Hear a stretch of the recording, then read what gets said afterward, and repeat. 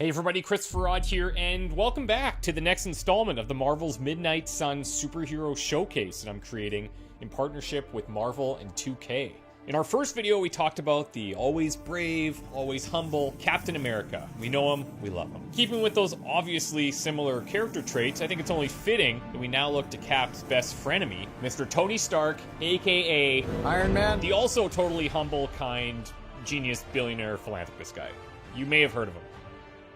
In Marvel's Midnight Suns, Iron Man's playstyle revolves around one of the game's mechanics called redraw. So in combat, your turn is comprised of 3 card plays, 2 redraws, and 1 move. Using redraw allows you to get rid of a card that you don't currently need in hopes of getting one that you do. However, Iron Man has a habit of making himself the center of attention. You may have noticed this previously. Many of his cards get buffed in your hand when you choose to use one of your redraws on them. As a result, he's basically a jack of all trades, but he masters them all too. Area damage, direct damage, support, defense. The man can blast anything, and on a personal aside, he's also a blast to play with. So when asking yourself, is this a mission for Iron Man? You'll almost always be able to justify having him in your squad. You do have to keep his redraw mechanics in mind though, because to utilize his powers effectively, you want your precious redraws to be consumed for Iron Man's benefit. Oh, Hydra has good insurance. Now if he's paired with allies that rely on using a lot of heroic abilities, you may find that your hand gets clogged with expensive heroics that you can't play because you're using all of your redraws on Iron Man cards, so plan accordingly. I hope you are building one of those suits for me. Maybe instead of asking yourself the question, is this a mission for Iron Man? To which the answer is almost always going to be yes. You should be asking yourself, who can I bring to support our handsome, rich, iconic Robo-Man instead? One of Iron Man's skill cards that I would consider core to his deck is the aptly titled Leave It to Me.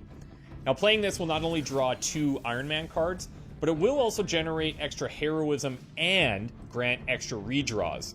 On upgrade, this card increases in power pretty dramatically by adding 2 fast, and then one of the potential late game mods that you could run into would be the ability to add resist. Soon enough, your hand's gonna be full of Iron Man cards, just the way that Tony would like it. But to be fair, you're gonna like it too.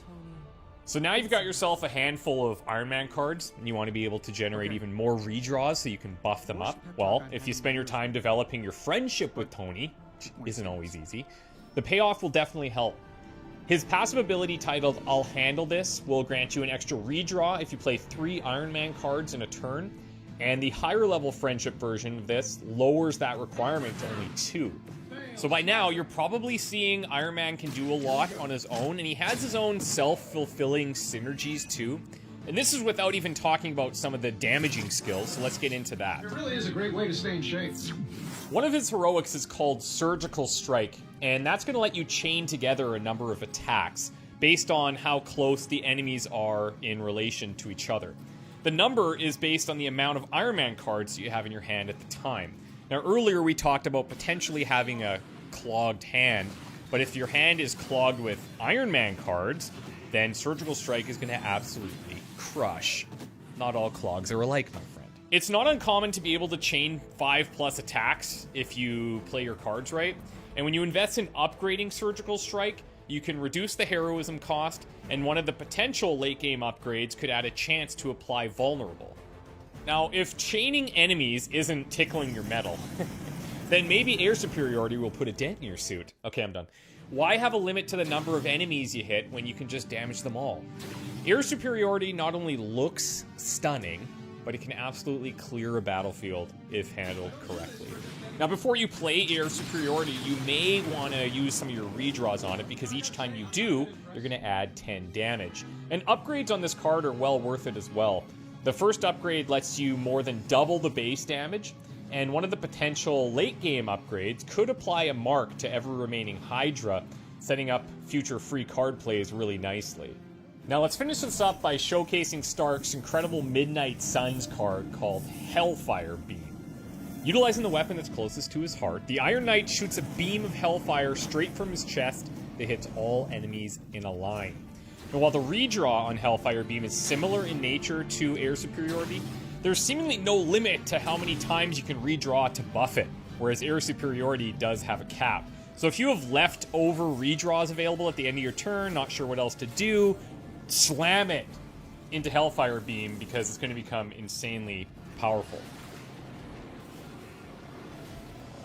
At its second level upgrade, each knockout grants an extra redraw, which continues to pump up Iron Man's cards. And one of the potential late game upgrades can add a chance to apply Marked. All of this at a lower heroism cost than Air Superiority, and I mean, just look at it. Visually, one of my favorite skills on the entire roster. So, as you can see, Iron Man, he's a flashy guy with a flashy suit and a flashy deck to match. It's all just a rather very intelligent system that works extremely well on its own, but at the end of the day, he's only one man in a suit. He is going to need the help of some friends to defeat Lilith in the ultimate battle to save the world. One of those closest friends will be coming up in a showcase soon, so if you're not already subscribed to the channel, now would be a good time to do so. We'll have all these videos in a playlist, so come back anytime and catch up on any videos you may have missed or rewatch them or anything you like. We're fine, we're cool, everyone's easy. Remember to check out the links down below for all things Marvel's Midnight Suns, and thank you so much to Marvel's Midnight Suns for working with me on this series. We will see you in the next one.